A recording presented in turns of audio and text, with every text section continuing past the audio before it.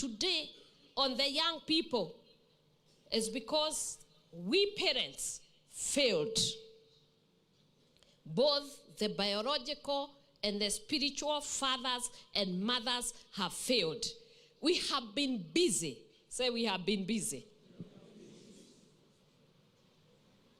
Speaking about things, looking for things, doing business about things. Because we lacked when we were being brought up. We saw to ourselves we are going to work very hard and make sure that our children are given the things we didn't have.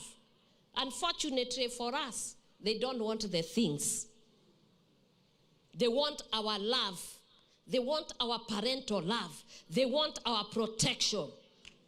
They want us to teach them how to become better parents. They want to see good mentors. The boys are crying for fathers. Where are the fathers?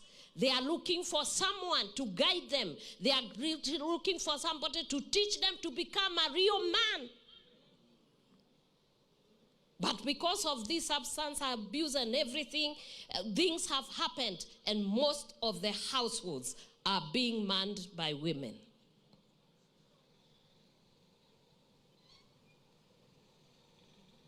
This must change. Say it must change. And therefore, prisons, hospitals, wards, dens, and morgues are the homes of the youthful men. The future of this nation in those places I have mentioned. How unfortunate it is. As a mother, how can I be silent? I must tell it. I must speak it. And we must stand up and protect our children.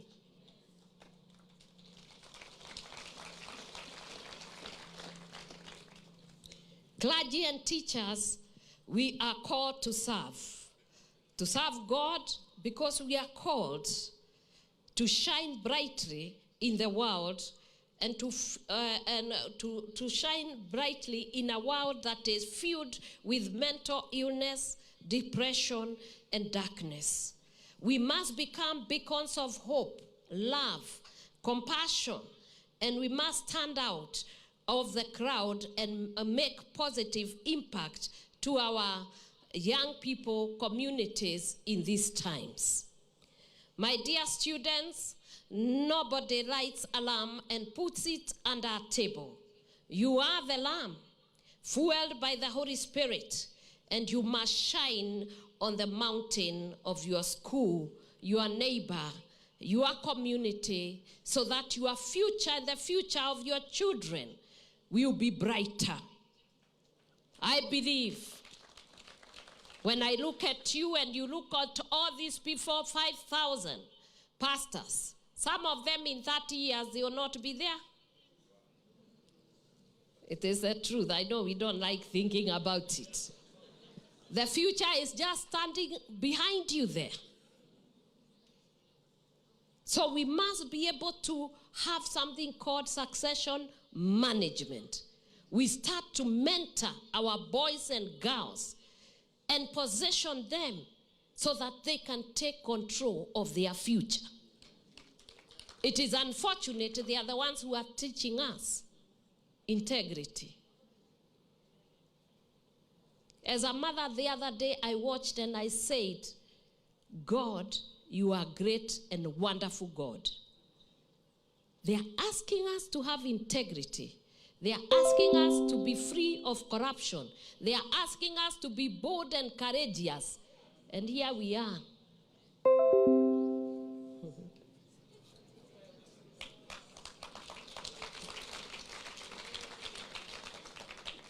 There is a God who is already working by himself in the generation you see behind there. And I thank God because actually we didn't do much. God himself is doing much more than we are doing. And he's challenging all of us concerning this future generation.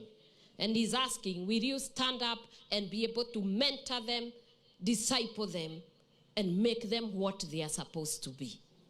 To love them and to honor them and to listen to them. Young people who are sitting behind there, I want to apologize on behalf of all parents and to tell you we made an error and we are very sorry. We didn't bring you in the right way.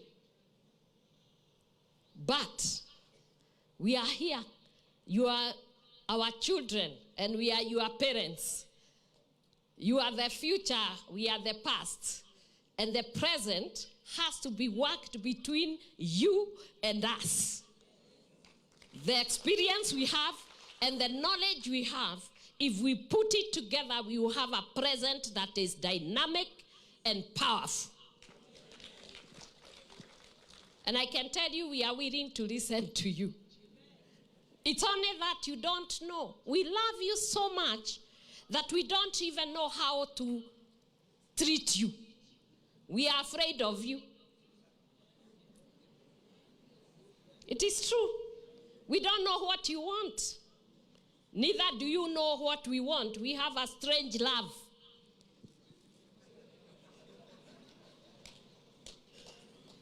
Because when you want to go out, we tell you you should not go. We are very strict. Even myself, I've been there, and I'm doing it every day. And you think I'm archaic, and maybe I'm coming from those ages in the past of maybe of Kinafero and all that. But we know, you know, young men and women, our love is ingrained in your safety. So sometimes, because of what is happening around the world, the drugs and everything and the wickedness that is around, we do not want you to go out. We want you to remain within the place where we think you are safe. And that's why sometimes we don't discuss with you, but we just say, you stay and go nowhere, no question us, and we have no answers. But we are willing to have a conversation where we meet with you, where we can talk with you. Because you are living in another age. We must admit that. These are people with a technology that you yourself, your analogs, right? You have to run to those. You go through an operator. These ones, they just, at the touch of the button, it is the shop, it is the library, it is everything. Everything is there at their fingertips. And sometimes when they are there, we don't even understand what they are doing. We want those phones to be off their hands, but it is like it is their life. What we need is to teach them to be responsible so that as they use their technology, they use to profit themselves and to be safe. We shouldn't fear to the level we are not communicating. And I think my president here, that is one of the issues you have with your parents, right? That is one of the problems we have, isn't it? That is one of the areas we must be able to have a conversation, right? Because you don't understand me and I don't understand you. My last born is 31 years. Please sit. When they were young, I would speak with them. We were friends until they started locking me out of their house, of their room. I go there, I'm supposed to knock in my own house. I go inside, he's angry. And I'm wondering what he's angry about.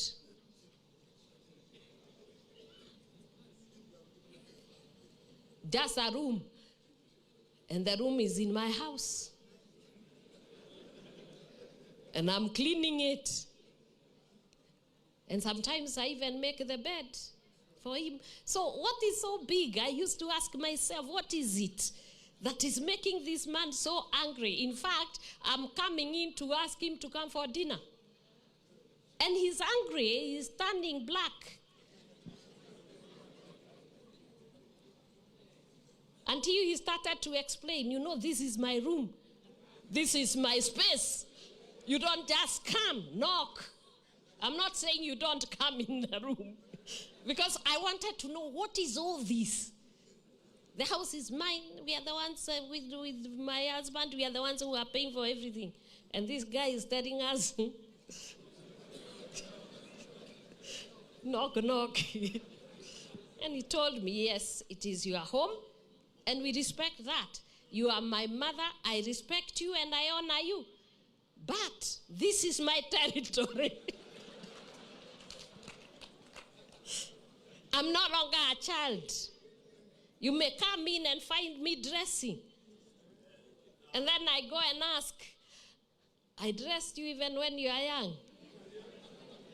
Then he said, it was that time. Now it is different. I'm a man.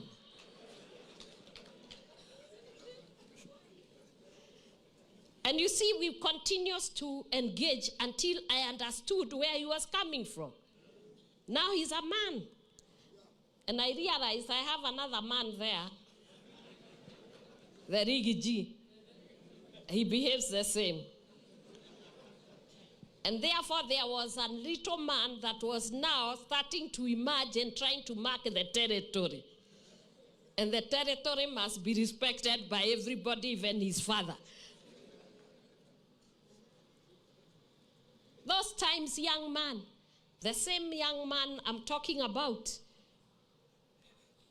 they would bring girls, I would chase them away because I wanted them to finish their studies. And I thought the girls were a distraction. So one day in the university, a girl comes through the back door and I tell her to go back by the way she came. She had been invited because she was a study partner. I didn't know. And I was told, this is, I said in our time. He told me, that was your time. This is my time. I didn't grow in your time. I'm growing in my time. You must understand, not every woman, lady I bring, I want to marry. This is a friend, and she's coming to study. We must start to engage them. So you see, I wanted him to study and to pass. And here I am chasing the study partner.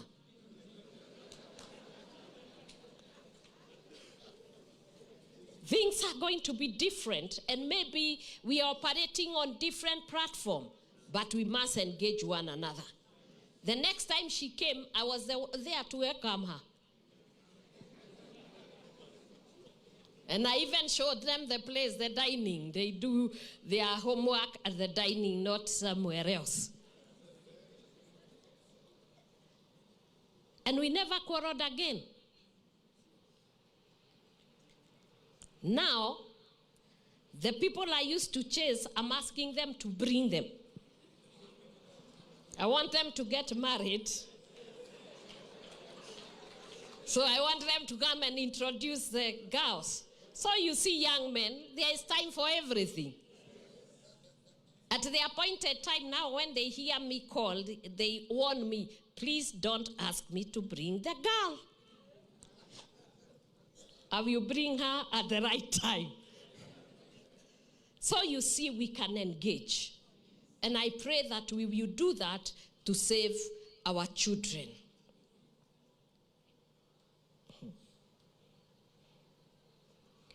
I must tell you that I have visited drug dens in Mombasa and Dagoretti and other parts in this country, where I meet with very many young men from across the region, professions, race,